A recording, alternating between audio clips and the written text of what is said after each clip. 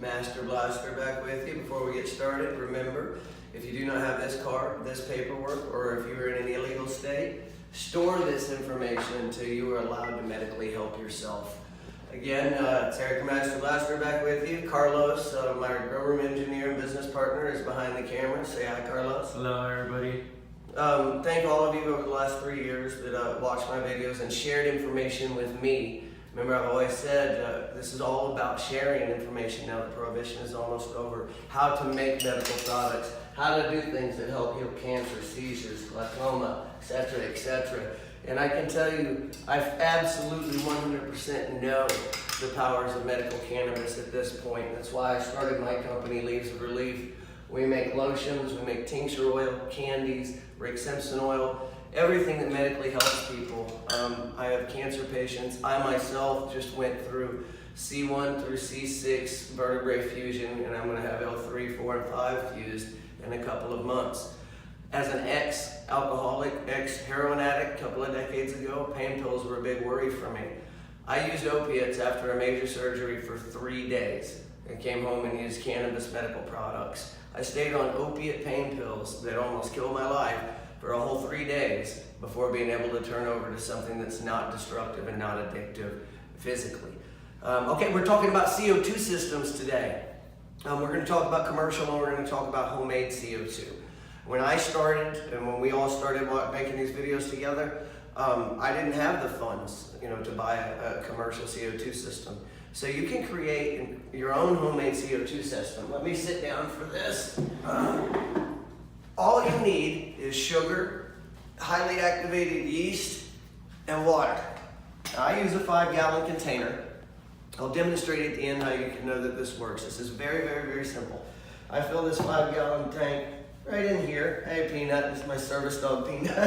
Get out of the camera, Peanut. Come on, so Peanut. to about right there. Then you're gonna take lukewarm water. This is lukewarm. You know that you can't find a measurement for what temperature lukewarm is supposed to be. So it's whatever you think lukewarm is. Take your yeast. Whoops, I'm not very prepared there. Was it, Carlos? Put it. It's on the go. Put it in your jar. Keep all the trash out of it. Add your lukewarm water. And all you're going to do is simply shake that up. Get that yeast all dissolved in there. This already has water, sugar, and yeast in it, but pretend it doesn't have the yeast. Once this is mixed up, all you're going to do is simply pour that in there. What it is doing is fermentation. Fermentation, wine, any kind of alcohol, as the sugar and yeast eat each other, they emit CO2, and that's what we're doing, is emitting CO2. Now, I leave the tops off of my jugs because I know that this works, and I'll demonstrate to you how to know it does. I use 3 or 4 of these depending on the size of my room. Now you want to remember, CO2 is heavier than air. So that CO2 is just coming up and falling down onto the ground.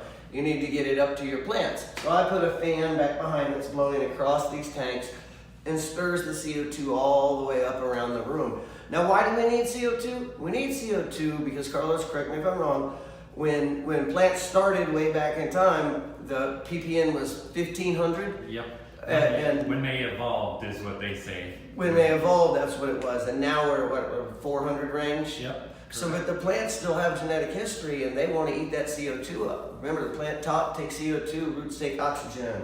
Now, one thing I do to mix this up, to really get it cranking, is I take an air stone and a little aquarium pump, turn that all the way on, drop that down in there, and it just starts. This one is very powerful, but it's just bubbling in there, aerating like you would a fish tank, and it mixes that yeast and sugar up and will cause more CO2 to come out. You can even put it on a timer and have it just come on and off like 2 or 3 times a day, stir it up and get some more CO2 flowing. Now to demonstrate how this works, this is just a bottle of water. This is the same sugar, yeast, and water mix. And now watch what happens so you can see that you'll see the bubbles coming out of it. See that thing's blowing, that straight CO2.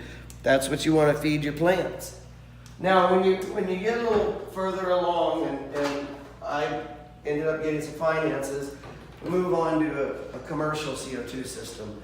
Now remember, my mentor taught me that if you're going to grow a medical product to create medical products with, you need to start with something medical.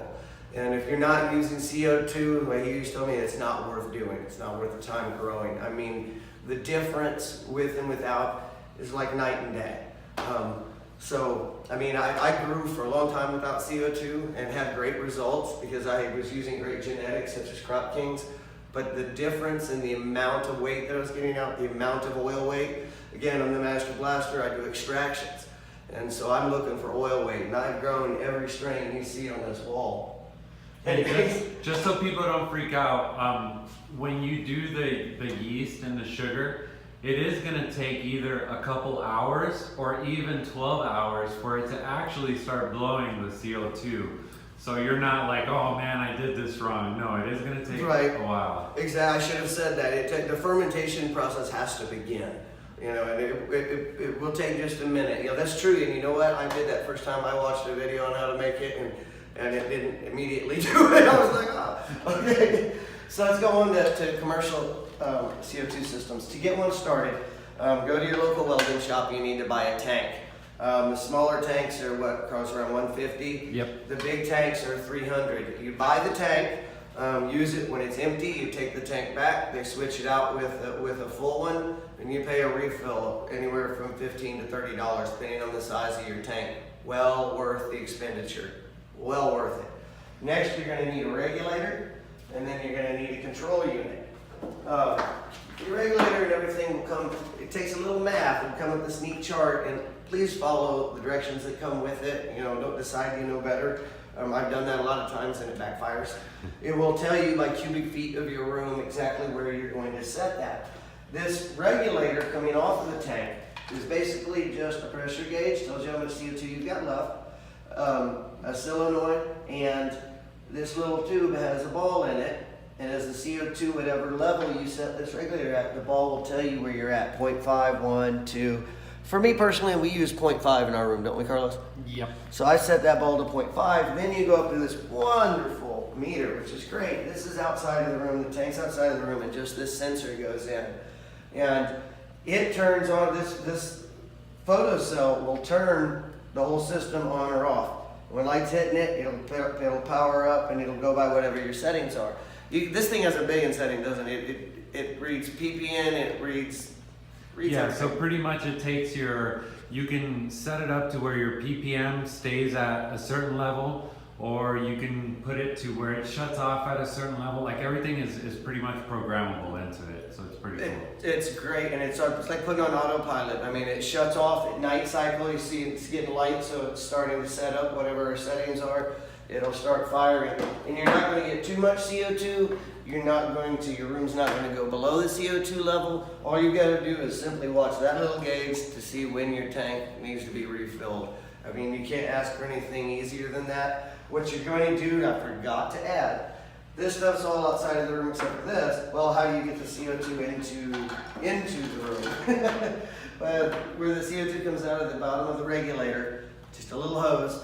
I run it inside the tent, and I have a wall-mounted fan. Again, like I have a fan blowing across that. You want to mix the CO2 up. As the fan is here, I hook this hose up behind the fan. So as the fan is blowing, we are just blowing CO2 across those plants. We are feeding them all the time during the daylight. We want that room exactly the right amount of CO2 so that we'll get the most best benefits out of our medical plant. We're going to go into everything that we did for the last 3 years. Some people might notice that we took down all but 2 of our videos. And again, reason being was that I've learned more. You guys have shared information with me. And the more I learn, the more I'm going to share. And you know, this is how I do it. There are many, many different methods and ways to do anything that we talk about. But I'm telling you what works for me and what has been proven for me. And if it will help you out, and that's all this is about, sharing information, making medical products, and healing ourselves without alcohol or drugs or prescription heroin. So, Masterblaster, glad to be back, and I'm out.